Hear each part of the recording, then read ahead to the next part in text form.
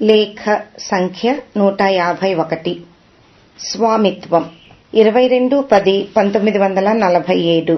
భగవాన్ శరీరం ఈ మధ్య కొంచెం చిక్కి ఉన్నది కదా, ఆహారం తగినంత తీసుకోకుండా ఉండటమే అందుకు కారణం అని భక్తులలో కొందరి అభిప్రాయం. ఈ వదంతి విని ఒక బెంగాలీ యువతి నిన్న మధ్యాహ్నం బెంగుళూరు జామ పండ్లు ముక్కలుగా కోసి ఉప్పు కారము కలిపి తెచ్చి, భగవాన్ చాలా చిక్కిపోతున్నారే, ఇటువంటి పళ్ళు మొదలైనవి ఏమైనా తీసుకోవడం మంచిది, గ్రహించండి ఇవి అని ప్రార్థించింది. భగవాన్ నవ్వుతూ, ఎవరు చిక్కింది, మీరా నేనా అన్నారు. భగవానే అన్నదామె. సరిపోయింది, ఎవరు చిక్కింది తూకం వేస్తే తెలుస్తుంది, కావాలంటే అవన్నీ రోజు మీరు తినండి, ఆ అలవాటంతా నాకెందుకు, ఇవాళ తెస్తే తెచ్చారు, ఇక తేకండి అని చెప్పి కొన్ని ముక్కలు తీసుకుని అనుచరులతో, ఇదిగో ఆమె సన్నగా ఎట్లాగుందో చూడండి, ముందు ఆమెకు చాలా పెట్టి వెనుక అందరికీ పంచండివి అని సెలవిచ్చారు భగవాన్. స్వతంత్రంగా మాట్లాడేవారొకరు, భగవాన్ ఈ మధ్య బొత్తిగా ఆహారం తగ్గించారే, ఇట్లా అయితే ఎట్లా అన్నారు. ఓహో, మీకెవరు చెప్పారు, నాకు ఎంత కావాలో అంత తింటున్నాను, ఎక్కువ తిని ఒళ్ళు పెంచి ఏం చేయాలి, అదే కాక శరీరంలో ఎన్నో వ్యాధులుంటవి, ఆహారం ఎక్కువైన కొద్దీ వాటికి బలం ఎక్కువ అవుతుంది, తగు మాత్రం తింటే బలం తగ్గిపోతుంది అన్నారు భగవాన్. చారు త్రాగటం మజ్జిగ త్రాగటం కూడా మానారే, ఎందువల్ల అన్నారు ఇంకొకరు. ఎందువల్ల, వడ్డన సమయంలో జరిగే లక్షణం చూస్తే మీకే తెలుస్తుంది. బకెట్లలో పెద్ద పెద్ద గరిటెలు వేసుకుని మజ్జిగ తెస్తారు, మన వద్దకు వస్తే గరిటె నిండుగా మునుగుతుంది, పక్క విస్తరి వద్ద చూస్తే సగానికి తీసి సగం పోసి సగం మిగులుస్తారు, అది చూసేసరికి మన కడుపు నిండి చాలరా బాబు అనిపిస్తుంది, అందువల్ల మనకు సగమే చాలు అనుకున్నాను అన్నారు భగవాన్. పోని పళ్ల రసమైన తీసుకోరాదా అన్నారు ఆ భక్తులు. అదిగో మొదలు. ఒక్కొక్కరు ఇదే మాట. మనకు అవన్నీ ఎట్లా వీలు పడతవి అన్నారు భగవాన్. అదేం భగవాన్, ఇక్కడికి ఎన్నో పళ్ళొస్తాయిగా, వీలు పడకేమి, అయాచితంగా లభించిన దాన్ని గ్రహించవచ్చని తామే సెలవిచ్చి ఉన్నారే అన్నారు ఆ భక్తులు. ఓహో, గ్రహింపవచ్చును అంటే పక్కవారిని వదిలిపెట్టి గ్రహించమని అర్థం అన్నారు భగవాన్. పోని ఎన్నో వస్తాయిగా, అందరికీ ఇచ్చే గ్రహించేది, దానికేమి అన్నారా భక్తులు. సరిపోయింది, అందరికీ ఇచ్చేందుకు మనకేమున్నది ఇక్కడ, స్వామికి నైవేద్యం అన్నట్లు చూపి తీసుకుని పోతారు, ఉగ్రాణంలో పెట్టి తాళాలేస్తారు, వారు ఇస్తే కద్దు లేకుంటే లేదు, తాళపు చెవులు ఉగ్రాణాధికారి స్వాధీనం, వారినెవరు పోయి అడుగుతారు, ఇట్లే ఒక్కొక్క దానికి ఒక్కొక్క అధికారి ఉన్నారు, మనకు పని లేదు స్వతంత్రము లేదు. అయితే ఒకట్లేండి, గుళ్ళో దేవుడి కన్నా మనకు కొంచెం మేలే, ఎటుపోయేవి అటుపోగా మిగిలినవి 10 మందికి వడ్డించే సమయంలోనైనా మనకు బద్ద వస్తోంది, స్వామిత్వం అంటే ఇదే అని నవ్వుతూ అన్నారు భగవాన్. ఇంతలో శివానందం వచ్చాడు. 15 రోజుల కిందట ఎవరో పచ్చి మిరియాలు తెస్తే అందులో కరక్కాయ, నిమ్మ ఉప్పు మొదలైన దినుసులన్నీ వేసి నూరి మాత్రలు కట్టి ఆరబెట్టించారట భగవాన్. ఆ ఆరబెట్టిన మాత్రలు ఈ రోజుల సీసాలో పోశానని తెచ్చిస్తున్నా అని శివానందం భగవాన్ అడిగాడు. అవి కఫానికి మంచిదని భగవాన్ ఈ శీతాకాలంలో అప్పుడప్పుడు వాడుతూ ఉంటారు. 15 రోజులు ప్రస్తావించక ఇప్పుడు అడిగేసరికి భగవాన్ నవ్వుతూ, ఓహో, ఇప్పుడు జ్ఞాపకానికొచ్చిందా, సరిసరి స్వామి అడుగుతాడా లేదా అని నన్ను పరీక్షిస్తారు. ఒకవేళ అడిగితే, ఇదేమిరా ఈ స్వామి అన్ని అడగటం ప్రారంభించారు అంటారు. స్వామికి మన మీద ప్రియం ఉన్నదా లేదా, మనల్ని పలకరిస్తారా లేదా, ఏం చేస్తారో చూద్దాం అని కొందరు అనుకుంటారు. ఏం చేసేది, వీరందరి సర్టిఫికేట్ కావాలి నాకు, ఒక్క నమస్కారం చేశారంటే చాలు, వారు చెప్పినట్లు వినవలసిందే. స్వామిత్వం అంటే ఏమో సుఖం అనుకుంటారు, ఇదిగో ఇదే స్వామిత్వం, స్వామిత్వం అనే గ్రంథం ఒకటి రాస్తే బాగుండును అన్నారు భగవాన్. భగవాన్ ఏమో వింతగా సెలవిస్తారే అన్నాడా భక్తుడు. భగవాన్ చిరునవ్వుతో, వింతేమున్నదండి, అంతా యథార్థమే, స్వామి పరుపులు పరిచిన సోఫా మీద హాయిగా కూర్చున్నాడు, ఆయనకేమి అని అనుకునేవారు ఎందరో ఉన్నారు, మన పాటలు వారికేం తెలుస్తవి, అందుకే స్వామిత్వం అనే గ్రంథం ఒకటి రాస్తే బాగుండునని అంటున్నాను. ఇక్కడికి వచ్చిన ఈ 50 ఏళ్ల జీవితంలో జరిగిన సంఘటనలన్నీ వ్రాస్తే భారతమంతా అవుతుంది, వ్రాసేవారెవరైనా ఉంటే వ్రాయవచ్చు అన్నారు. అదెవరు రాస్తారు భగవాన్ అన్నారా భక్తులు. దానికేమండి, అవునవును సరిసరి అంటేనే స్వామిత్వమని అందరికీ తెలుస్తుంది, రాస్తే ఏమి అని చెప్పి నా వైపు చూచి రాయవచ్చును అని నవ్వారు భగవాన్. లేఖ సంఖ్య 152. లక్ష్య దృష్టి. 24/10/1947. నిన్న ఒక ఆడకోతి పసిపాపనెత్తుకుని భగవాన్ సోఫా పక్కన ఉన్న కిటికీలో నిల్చున్నది. భగవాన్ ఏదో చదువుకుంటూ దాన్ని గమనించలేదు. కొంచెం ఆగి కిచకిచ శబ్దం చేసింది. సేవకులొకరు పోపో అని అదిలించారు. పోలేదు. భగవాన్ తిరిగి చూచి, ఉండండయ్యా, తన బిడ్డను భగవానుకు చూపాలని తెచ్చింది.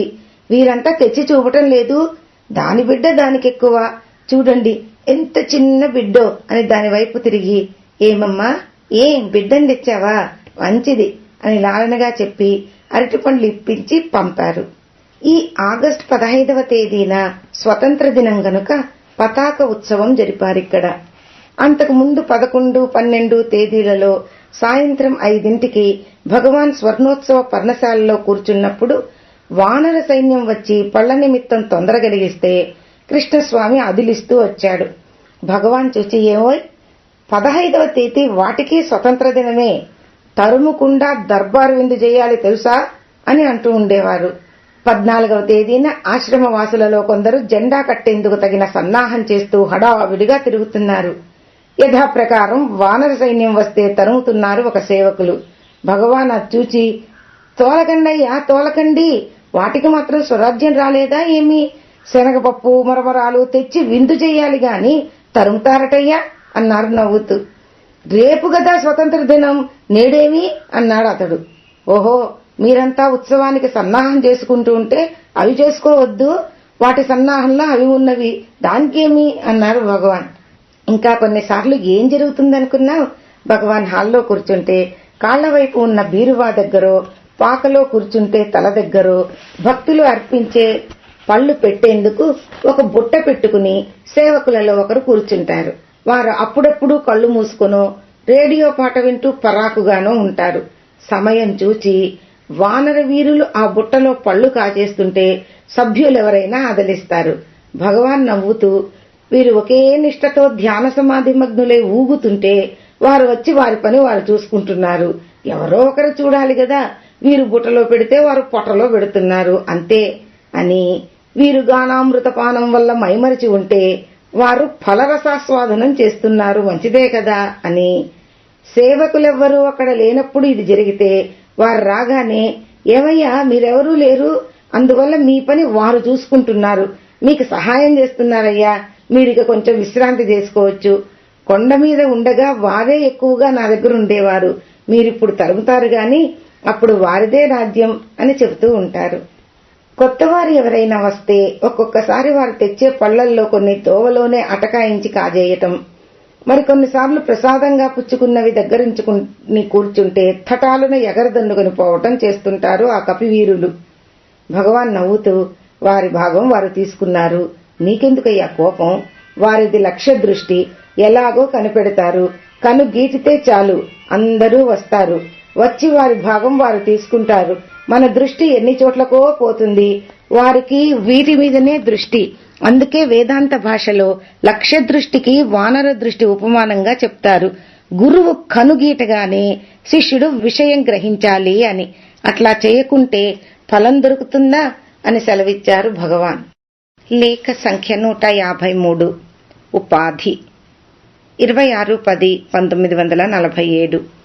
ఈ ఉదయాన వేదపారాయణ ముగిసిన వెనుక కొద్ది రోజుల క్రిందట వచ్చిన వారొకరు భగవాన్ని సమీపించి, స్వామి, జ్ఞాని సర్వకార్యాలు నిర్వహించి చేస్తున్నా తానేమీ చెయ్యనివాడే అంటారే, అది ఎట్లా సమన్వయిస్తుంది అని ప్రశ్నించారు.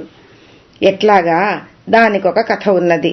2 స్నేహితులు కలిసి పని మీద ఎక్కడికో వెడుతూ రాత్రి కావడం వల్ల ఒక సత్రంలో పడుకున్నారు. ఒక అతనికి గాఢంగా నిద్రపట్టింది, రెండవ అతనికి స్వప్నం.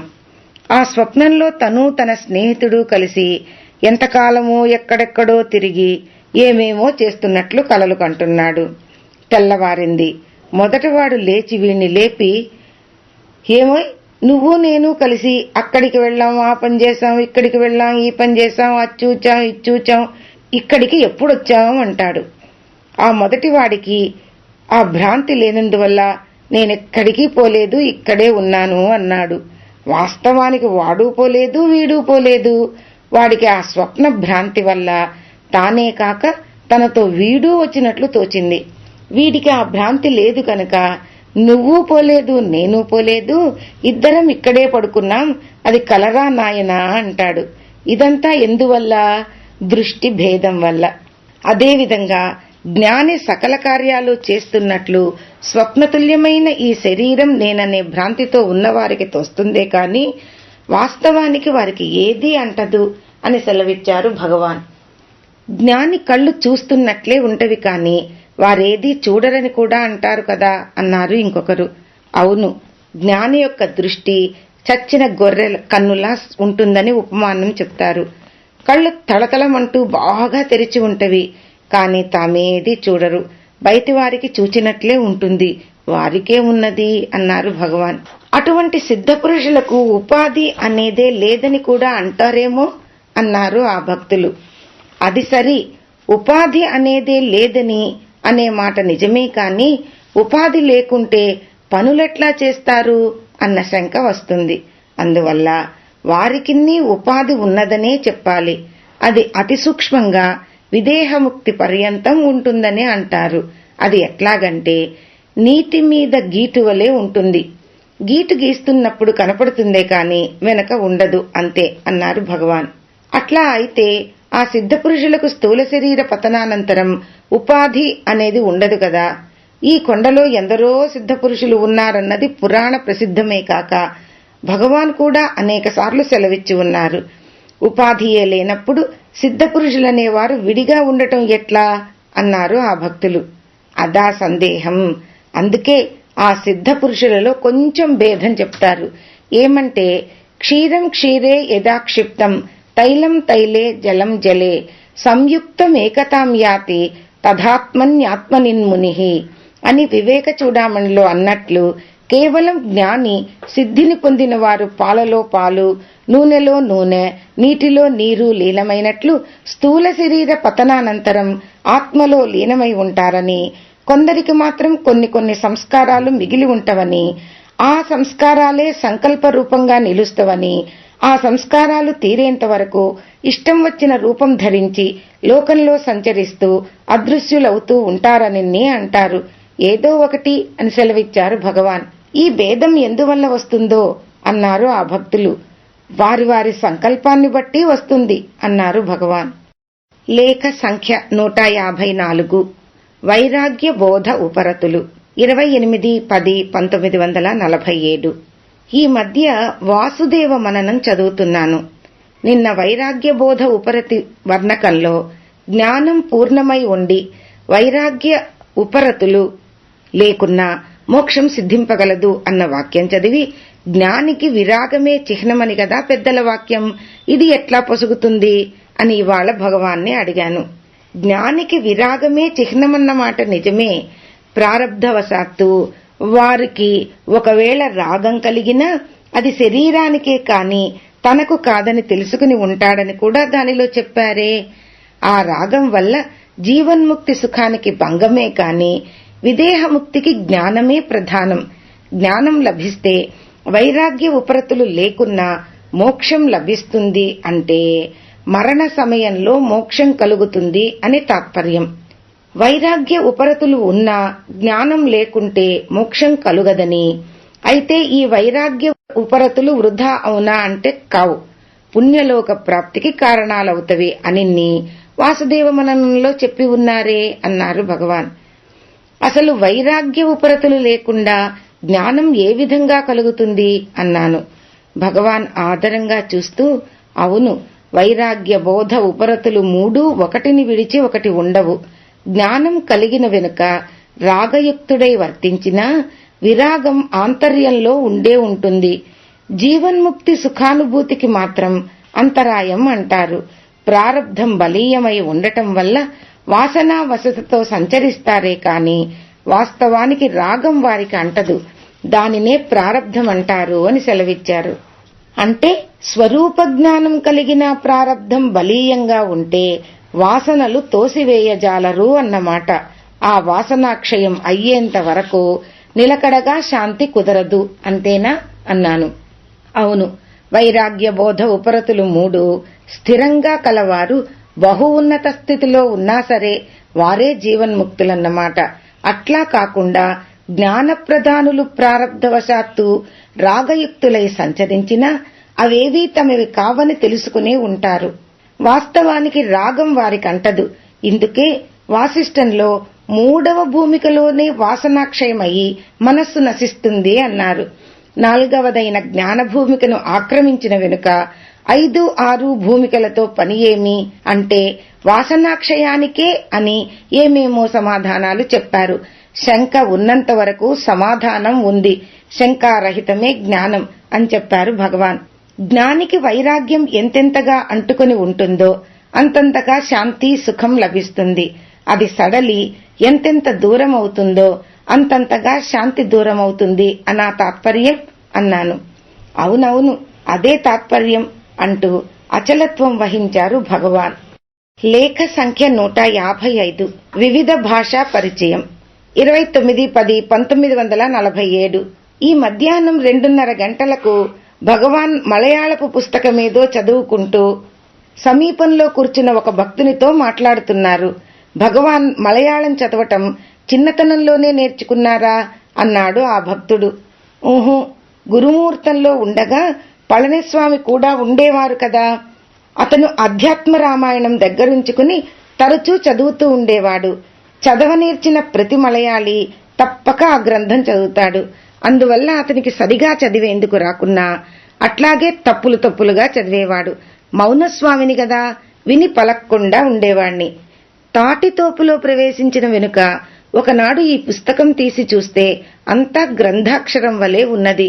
నాకు అదివరకే గ్రంథాక్షరం తెలిసి ఉండటం వల్ల సులభంగా వ్రాయటం చదవటం నేర్చుకున్నాను. ఆ వెనుక వారికే నేను పాఠం చెప్పేవాణ్ణి అని చెప్పారు భగవాన్. తెలుగు ఎప్పుడు అభ్యాసం అయింది అన్నారు ఒకరు. ఎప్పుడా, విరూపాక్ష గుహలో ఉండగా గంభీరం శేషయ్యరు వాళ్ళు శ్లోకాలేమైనా తెలుగులో వ్రాసి ఇవ్వమంటే పుస్తకంలో అక్షరానికి అక్షరం చూచి వ్రాసేవాణ్ణి. అలాగే క్రమంగా అలవాటైంది. 1900 సంవత్సరంలోనే అన్నారు భగవాన్. నాగరలిపి నేర్చుకున్నదెప్పుడు అన్నాను. అది ఆ ప్రాంతంలోనే అంటూ సమీపస్థులకు పాత భక్తులు ఒకరిని చూచి, ముత్తు, యజ్ఞరామ దీక్షితులు మొదలైన వారంతా వస్తూ పోతూ ఉండేవాళ్ల. వాళ్ల వద్ద నాగరాక్షరం పుస్తకాలు ఉంటే చూచి వ్రాసేవాణ్ణి. అదే అలవాటైంది అని సెలవిచ్చారు భగవాన్. నాయన వచ్చిన వెనుక నేర్చుకున్నారని విన్నామే అన్నారొకరు. ఊహూ లేదు, వారు వచ్చిన వెనుక తెలుగు ధారాళంగా మాట్లాడడం అలవాటైందంతే అని చెప్పారు భగవాన్. తెలుగు చిన్నప్పుడే నేర్చుకున్నారని విన్నాము అన్నారు ఇంకొకరు. అప్పుడు వ్రాయడం చదవడం రాదు. మా చిన్న తాతకు తెలుగు తెలుసు. వారు నన్ను పక్కలో పడుకోబెట్టుకుని కాకు దీర్ఘం ఇస్తే కా అని చెప్పేవారు, అంతే. వాళ్లకు శ్లోకాలు వ్రాసి ఇస్తూనే నేర్చుకున్నాను. ఈ వెనుక ఉపదేశ సారం వ్రాసినప్పుడు రామయోగి ఉండి తెలుగులో కావాలంటే తమిళ ఛందస్సును అనుసరించి కొన్ని ద్విపదలు వ్రాసి ఆయనకు చూపితే, అయ్యో ఇది తెలుగు ద్విపద కాదు, తమిళ సాంప్రదాయమే అని తెలుగు ద్విపదకు గణాలు చెప్పారు. ఈ గణాలను అనుసరించి అరవంలో ఒక చిన్న సూత్రం వ్రాసి పెట్టుకున్నాను. దానిని అనుసరించి కొంచెం మారిస్తే ఈ ద్విపదకు సరిపోయింది. నాయనకు చూపితే ఇప్పుడు సరిపోయింది అని చేయి పెట్టి దిద్దక అట్లాగే అచ్చువేయచ్చు అన్నారు. ఆ వెనుక బలరామరెడ్డి సులక్షణ సారం తెస్తే అది చూచి మిగతా వృత్తాల గణాలన్నీ సంగ్రహించి 2 పేజీలలో కాపీ చేసి పెద్ద బాల శిక్షలో అంటించి పెట్టుకున్నాను. మనకు అదే సరిపోయింది. ఇప్పుడెవరైనా పద్యం చదివితే ఏ పద్యం అయింది, ఎక్కడ తప్పు వచ్చింది చులకనగా పట్టుకోవచ్చు. ఒక్కొక్క భాష అట్లాగే అలవాటైంది. కావాలని ఒక్కటి నేర్చుకోలేదు అని సెలవిచ్చారు భగవాన్. లేఖ సంఖ్య 156. తాను తురీయం. 30/10/1947. ఈ ఉదయం తమిళ భక్తులొకరు భగవాన్ను ఉద్దేశించి, స్వామి, జీవేశ్వరులు వినా జగత్తు లేదంటారే, దాని భావమేమి అని అడిగారు.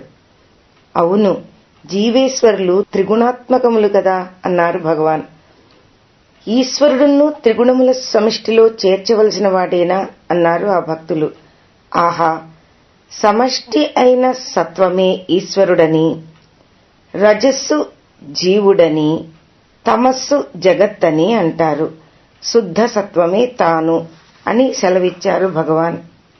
అక్కడే ఒక బెంగాలీ యువకుడు ఉండి, స్వామి, సమాధి కేవలం నిర్వికల్పమని, సహజ నిర్వికల్పమని 2 విధాలుగా చెప్పారే, వీటి లక్షణం ఏమిటి అన్నాడు. భగవాన్ అనుగ్రహంతో చూచి, సహజంగానే ధ్యానం అలవర్చుకుని సమాధి సుఖం అనుభవించేవాడు తాను ఏ పనులు చేసినా ఆ సమాధి నుండి జారడు. ఏ సంకల్పం రాని, ఏది పోని తాను తానుగానే ఉంటాడు. దానినే సహజ నిర్వికల్పము అంటారు. కేవల నిర్వికల్పం అంటే వాసనావశమై విజృంభించే మనస్సును బలాత్కారంగా అణచి సమాధినిష్ఠుడు కావడం. ఆ విధంగా చేసేవారు కదలక మెదలక కొంతసేపు ఉండి యథాప్రకారం బాహ్యస్ఫురణకు వస్తారు. వీటికే నాశము, లయము అని పేరు. నాశమునకు సహజ నిర్వికల్పమని, లయమునకు కేవల నిర్వికల్పమని పేర్లు. లయ సమాధి స్థితి అందున్న వారికి మనస్సు బహిర్గతమైనప్పుడు తిరిగి తిరిగి లాగి పెట్టుకోవలసి ఉంటుంది. మనస్సు నాశమైతే వేయించిన విత్తనం వలె మొలకెత్తదు. అటువంటి వారు ఏది చేసినా నిమిత్త మాత్రమే. తమ స్థితి నుండి జారరు. జారటం పట్టుకోవడం ఉన్నంత వరకు సాధకులే కాని సిద్ధులు కారు. సహజ నిర్వికల్ప నిష్ఠులు నివాత దీపం వలె, నిస్తరంగ జలది వలె చలనరహితులై ఉంటారు. తాము విన వేరొకటి వారి దృష్టికి గోచరింపదు. అగ్నులక తాము విన తదితరమే గోచరిస్తుంది. ఇదే భేదం అని సెలవిచ్చారు. 2 రోజుల క్రిందట రామకృష్ణ మఠం నుండి వచ్చిన కాషాయంబరధారి ఒకరు, స్వామి, తురీయావస్థ అంటే ఏమి అన్నారు. తురీయావస్థ అంటూ వేరే లేదు, స్వరూపమే తురీయం అన్నారు భగవాన్. తురీయమని, తురీయాతీతమని అంటారే మరి అన్నారు ఆ పృచ్ఛకులు. ఉన్నది ఒకటే అవస్థ. దాన్ని తురీయమనండి, తురీయాతీతమనండి, ఏమన్నా సరే. జాగ్రత్త స్వప్న సుషుప్తులు 3 ఒకటి వెనక ఒకటిగా సినిమా సీనులు మారినట్లు మారుతూ ఉంటవి. 3 తోపకాలే. ఈ 3ంటికి విలక్షణమై సాక్షిగా ఉండేదేదో అదే తాను. 3 అవస్థలను తోసివేస్తే ఉండేది తానే కదా, అదే తురీయావస్థ. పరిభాషలో తురీయమని, తురీయాతీతమని ఏమేమో చెప్తారే కాని వాస్తవానికి ఒకే అవస్థ అని సెలవిచ్చారు భగవాన్. లేఖ సంఖ్య 157. సర్వబంధు 19/11/1947. కొంతకాలం నుండి సాయంత్రం వేదపారాయణ వేళకు హాలు లోపల కొందరిని, వెలుపల కొందరిని కూర్చోమని అనవలసి వస్తూ ఉన్నది. జూబ్లీ హాల్ తయారైన వెనుక సాయంత్రం వేదపారాయణ పూర్తిగా అక్కడికే మారింది. ఈ మార్పు జరిగిన వెనుకనే బరోడా రాణి పంపిన తెల్లనెమలి వచ్చింది. వచ్చిన కొత్తల్లో పసిది కావడం వల్ల దుష్ట జంతువులు ఏం చేస్తావో అని భగవాన్ దానిని ఒళ్లంతా కళ్ళుగా కనిపెడుతూ ఉండేవారు. రాత్రుళ్ళు భగవాన్ హాల్లోనే దానికి నివాసం. అది వచ్చినప్పుడు వేసవి గనుక భగవాన్ జూబ్లీ హాల్లోనే పడుకునేవారు. అందువల్ల ఉషఃకాలంలో అక్కడ జరిగే ఉపనిషత్ పారాయణ అక్కడే జరిగేది. చలికాలం రాగానే రాత్రి భోజనానంతరం భగవాన్ పడక హాల్లోకి మార్చారు సేవకులు. ఈ నెమలి హాలుకు మధ్యనున్న పై దూలం మీద నివసించి ఉండడం వల్ల దాని మలమూత్ర విసర్జనతో దూలం కింద ఉన్న స్థలం భీభత్సమై ఉషఃకాలంలో జరిగే ఉపనిషత్ పారాయణకు స్థలం చాలక ఇబ్బంది ఏర్పడింది. సేవకులు కొంచెం విసుగుదల చూపగానే, ఎందుకయ్యా విసుగు, దానికొక గూడు చేయించి జూబ్లీ హాల్లో పెడితే సరిపోదా అన్నారు భగవాన్. వెంటనే ఒక భక్తుడు అందుకు ఆమోదించి ఇనుప గూడు ఒకటి మందిరంలాగా తయారు చేయించాడు. ఆ గూడు జూబ్లీ హాల్లో భగవాన్ కూర్చుండే రాతి సోఫాకు పక్కనే పెట్టి నెమలి పడక అక్కడికే మార్చారు సేవకులు. తదాది రాత్రి అప్పటి నుంచి రాత్రి భోజనానంతరం హాల్లో పడుకుంటున్న భగవాన్ జూబ్లీ హాల్లోనే పడుకుంటానని పట్టుబట్టారు. ఈ నవంబర్లో చలి విపరీతం కదా, బయట పడుకుంటే భగవాన్ శరీరానికి పడదు అని భక్తులకు భీతి కలిగి శ్రీవారితో మనవి చేశారు. భగవాన్ నవ్వుతూ, ఉండండయ్యా, వారెవరో ఎక్కడి నుండో మన వద్దకు వచ్చారు. వచ్చిన వారిని బయట పడుకోబెట్టి మనం లోపల పడుకోవడం ఏం మర్యాద? ఇంటికి బంధువు వస్తే తగినట్లు పరామర్శ చెయ్యక వసారంలోనే ఉంచి మనం లోపల దూరితే బాగుంటుందా? వీలుంటే వారిని లోపలికి తీసుకుని పోవాలి, లేకుంటే మనము వసారాలోనే పడుకోవాలి. అంతే. అంత చలిగా ఉంటే మీరు లోపల పడుకోండి అని సెలవిచ్చారు. భగవాన్ శరీరానికి జబ్బు చేస్తుంది, దానికి తోడుగా మేమెవరన్నా పడుకుంటాం అన్నారు సేవకులు. మీకు మాత్రం జబ్బు చేయదా ఏమి? చాలు చాలును, కావాలంటే మీరే లోపల చేరండి అని ఆ రాత్రి వారు ఎంత చెప్పినా అంగీకరించక జూబ్లీ హాల్లోనే పడుకున్నారట భగవాన్. మరుదినం సాయంత్రం 4:30కు భగవాన్ బయటికి వెళ్లగానే జూబ్లీ హాలులో ఉన్న భగవాన్ పడక హాల్లోకి మార్చి వేదపారాయణం అక్కడ చేర్చే ఏర్పాటు చేశాడు కృష్ణస్వామి. భగవాన్ తిరిగి వస్తూ ఆ ఏర్పాటు చూచి, ఇదిగో ఇవే చేష్టలు, వారిని ఖైదీ చేసినట్లు అక్కడ పడవేసి మనమంతా ఇక్కడ ఉండడమా? పైగా ఈ వేదపారాయణకు ఈ హాల్ చాలకనే కదా అక్కడికి మార్చుకున్నాం. ఇంతట్లో ఈ హాలు పెరిగిపోయిందా ఏమి? మళ్లీ కొందరిని లోపల ఉండనేయడం, కొందరిని బయటికి తరమటం మొదలా? ఎందుకిది? అక్కడే అన్నీ జరిపితే వారికి సందడి ఉంటుంది, మనకు విశాలంగానూ ఉంటుంది. రేపటి నుంచి అక్కడే ఏర్పాట్లు చెయ్యాలి. పడక ఇక్కడకు మార్చారా, నేను కూర్చోను సుమా అని చాలా దూరం చెప్పి రాత్రి భోజనానంతరం జూబ్లీ హాల్లోకే పడక మార్చుకుని దానికి తోడుగా ఉండిపోయారు.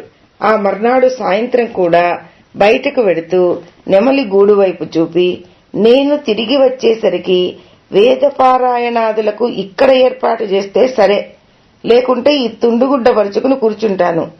ఆసనం అక్కడికి ఇక్కడికి మార్చేందుకు శ్రమగా ఉంటే పూర్తిగా రోజంతా ఇక్కడే ఉండిపోతాను. మీ ఇష్టం, నాకేం కావాలి, ఈ తుండు చాలును అని సెలవిచ్చారు భగవాన్. భగవాన్ తిరిగి వచ్చే లోపల ఆసనం పాకలోకి వచ్చింది.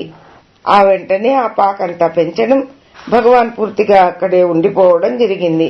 సన్నిధికి వచ్చిన సకల జీవరాశులను బంధుకోటిగా భావించి పరామర్శించడం భగవానుకే చెల్లుతుంది కాని మనకు సాధ్యమా? లేఖ సంఖ్య 158. ఎరుక మరపు 21/11/1947. ఈ మధ్యాహ్నం 3 గంటలకు తెల్లనెమలి భగవాన్ సన్నిధికి వచ్చి అందరి మధ్య సంచరిస్తూ ఉంది. ఒక భక్తుడు దాని సాధు జీవనం గమనించి, దీనికి జన్మాంతర వాసన ఉన్నట్లున్నదే, కాకుంటే ఇందరి మధ్య ఇంత చొరవుగా తిరుగుతుందా అన్నాడు. అందుకే ఇక్కడి వారంతా మాధవుడే ఇట్లా వచ్చాడని అంటారు అన్నారు భగవాన్. అయితే గత జన్మలో నేను ఫలానా అని దానికి తెలుస్తుందా అన్నాడు ఆ భక్తుడు. అదెట్లా తెలుస్తుంది? వాసనావశం వల్ల సంచరిస్తారే కాని గత జన్మలో ఫలానా జీవినని ఏ ఒక్కరికీ తెలియదు. అదే మరపు. ఆ మరపు ఉండడమే మేలయింది. ఈ ఒక్క జీవితంలోని తలపులతోనే వేగలేకుండా ఉన్నామే, అవన్నీ తెలిస్తే భరించగలమా? గత జన్మల వృత్తాంతం తెలుసుకోవడం అంటే తన్ను తాను తెలుసుకోవడమే. ఆ ఎరుక కలిగితే ఈ జన్మ ఆ జన్మ అన్ని తోపకాలే అని తెలుస్తుంది. అంతా సంకల్ప సృష్టేనాయే. వాసిష్టంలో ఈ సృష్టిని గురించి ఎన్ని రకాలుగా చెప్పారో చూడండి. గాది విష్ణువును నీ మాయాస్వరూపం చూడాలి అంటే ఎన్ని విధాలుగానో చూపించాడు. లవణ మహారాజు కథ అంతే. శుక్రుడి చరిత్ర ఇంకా వింత. సమాధిలో ఉన్నవాడు ఉన్నట్లే ఉండి శరీరం శిథిలమైందని తెలియకుండా ఎన్నో జన్మలెత్తి కడకు ఒక బ్రాహ్మణుడై పుట్టి మేరుగిరిపైన తపస్సు చేస్తుంటే తండ్రి అయిన భృగువు కాలుడు స్థూల శరీరంతోనే నడిచి వెళ్లి ప్రబోధిస్తే ఆ శుక్రుడు వారిద్దరితో కలిసి వచ్చి ఆ శరీరంలో ఈ శరీరం చూచినట్లు యముని ఆజ్ఞ వల్ల తిరిగి మొదటి శరీరంలోనే ప్రవేశించినట్లు చెప్పారు. ఇంకా కొన్ని కథలలో ఒకరికి స్వప్నంగా తోచింది, వేరొకరికి జాగ్రత్తగా తోచినట్లునూ చెప్పారు. ఇందులో ఏది యథార్థం అన్నారు భగవాన్. ఒకరికి స్వప్నంగా తోచిందే వేరొకరికి జాగ్రత్తలో యథార్థంగా ఎట్లా కనిపిస్తుంది అన్నాడు ఆ భక్తుడు. దానికేమీ, అది స్వప్నమే కదా, తెరమీది బొమ్మల వలె అన్నీ తోపకాలే. వాస్తవానికి తాను ఏదీ కాడు. ఈ కానిపోని బొమ్మలాటలో అప్పుడా బొమ్మ నేను, ఇప్పుడు ఈ బొమ్మ నాది అన్న ఎరుక కంటే మరుపే మేలు అన్నారు భగవాన్. లౌకిక మర్యాదననుసరించి ఇది నాది అని అనవలసి వస్తుంది గదా అన్నాడు ఆ భక్తుడు. అవునండి, అనవలసి వస్తుంది. అన్నంత మాత్రాన అన్నీ నేననుకుని ఖేదమోదాలు చెందవలసిన పని లేదే. బండీలో పోతూ బండీ నేనని అనుకుంటామా? సూర్యుడు ఉన్నాడు. నీళ్లతో నిండిన చిన్న కుండలలోనూ పెద్ద నదులలోనూ అద్దంలోనూ అన్నిటిలోనూ ప్రతిబింబిస్తాడు. అంత మాత్రాన అవన్నీ తాను అనుకుంటాడా? అవి భిన్నమైనప్పుడు చింతిస్తాడా? మనకు అంతే. నేను శరీరం అని అనుకుంటేనే అన్ని బాధలును. శరీరం నేను కాదని తోసివేస్తే సూర్యుని వలె అంతటా తాను ప్రకాశిస్తూ సర్వత్రా నిండి ఉంటాడు అని సెలవిచ్చారు భగవాన్. అందుకు నేనెవడను అనే విచార మార్గమే ముఖ్య సాధనమని కదా భగవాన్ సెలవిస్తారు అన్నాడు ఆ భక్తుడు. అవును, అయితే అనధికారికి ఈ విచార మార్గం చెప్పరాదని వాసిష్ఠంలో రాముడికి వశిష్ఠ విశ్వామిత్రులు బోధించారు. మరికొన్ని గ్రంథాలలో చాలా జన్మలలో సాధన చెయ్యాలని, 12 ఏళ్లు గురుసేవ చేసి ఉపదేశం పొందాలని ఏమో చెప్పారు. ఎన్నో జన్మలంటే భీతి కలుగుతుందని మోక్షం పొందే ఉన్నావోయ్, పైన వచ్చే విషయాలే తోసివేయాలి కాని దానికే సాధన అని నేనంటాను. అయితే పై మాటలన్నీ పెద్దలు వృధాగా చెప్పలేదు. నీవే బ్రహ్మము, మోక్షం పొందే ఉన్నావు అని అంటే నేనే బ్రహ్మము గదా, మోక్షం పొందే ఉన్నాను కదా అని సాధన చేయక విచ్చలవిడిగా సంచరిస్తారని అధికారి వానికి అది చెప్పరాదన్నారు. అంతేకాని మరేమీ లేదు అని చిరునవ్వుతో చెప్పారు భగవాన్.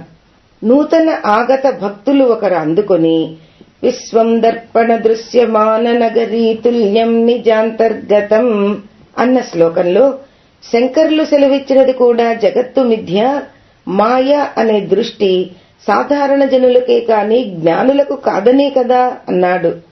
అవును, జ్ఞాని దృష్టికి అంతా బ్రహ్మమయంగానే తోస్తుంది. అజ్ఞానికి ఏం చెప్పినా తెలియదు. అందువల్ల శాస్త్రాలన్నీ మధ్యములకేనండి అని సెలవిచ్చారు భగవాన్. లేఖ సంఖ్య 159. విచార మార్గం 25/11/1947. ఈ మధ్యాహ్నం ఒక భక్తుడు భగవాన్ను ఉద్దేశించి